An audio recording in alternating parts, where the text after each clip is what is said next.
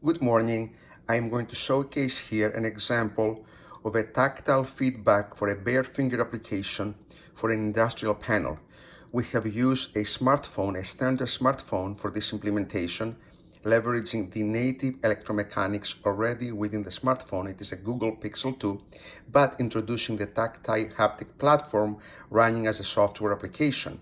Again, as a reminder, our technology takes into consideration the real-time movements of each users as the fingers explore the surface to create a waveform that can then be rendered, displayed using the electromechanics of the phone, in this case, to deliver very natural, very authentic tactile sensations.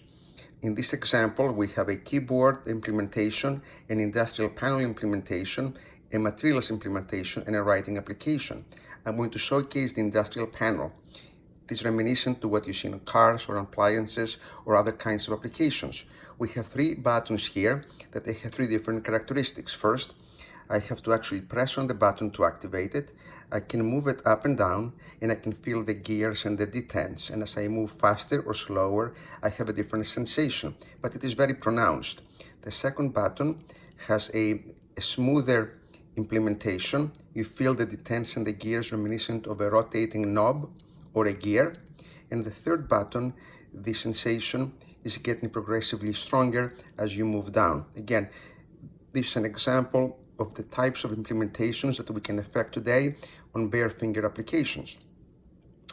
The second example that I will showcase, it is actually a keyboard. The initial intent was to use this on a smartphone, but you can translate that into push and clicks for an industrial panel. So we can actually press the buttons, you feel them quite well, and most importantly, you feel the transition among the buttons. This can be rendered in a variety of ways in a bigger screen, but again, we've chosen the smartphone implementation as it was the initial requirement. Finally, I'm going to showcase a materials example of how you can actually sense three different kinds of textures. In this case, on the steering wheel, we have carbon fiber, we have wood, and a texturized aluminum.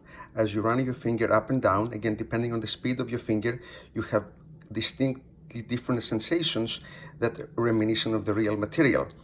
We can actually provide very authentic feedback if we can specify our own actuator technology. In this case, we leverage whatever is on the phone, so we are limited by the hardware to how close we can get to the real thing.